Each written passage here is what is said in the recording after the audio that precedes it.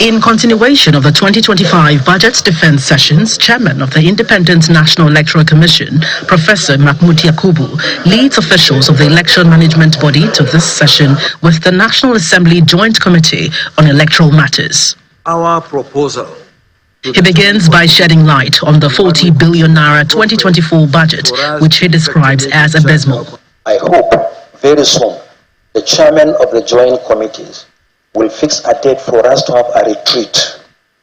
Let us lock ourselves somewhere in another city in Nigeria and discuss these issues very, very carefully.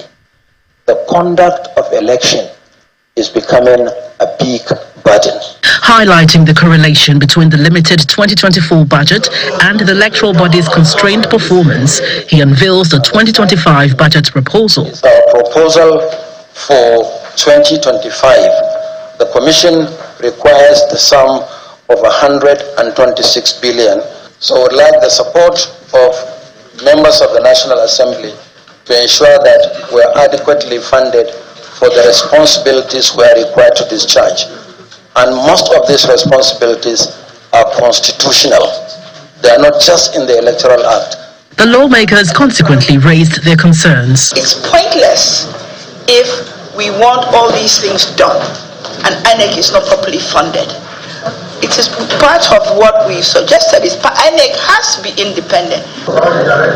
Separately, lamentation on closed but porous borders came to the fore during the 2025 Budget Defense Session of the Ministry of Industry, Trade and Investment. To actually find out, lawmakers criticized the nation's border closure policy and the porous nature of the country's borders with Niger and Chad, noting that Nigeria might be fooling herself. Much as the borders are closed, they have never been closed for one day because people still go about. Bandits do come through the borders. If they are open or closed, they still come. Riots come. So why is the closure of the border? Something has to be done. I think we should stop making fools of ourselves. You cannot say you have opened the border at the same time rice are coming, all other items are coming in the night, and what we are producing inside here could not be taken openly to ECOWAS market to generate more revenue. Automatically, we have to look into it and make a representation through the same ministry. Providing details of the ministry's budget, the Minister of Industry, Trade and Investment explains the ministry's projection of 2.4 trillion naira as its internally generated revenue for 2025. For the budget proposal for 2025, personnel cost is 4.65 billion circa. The overhead,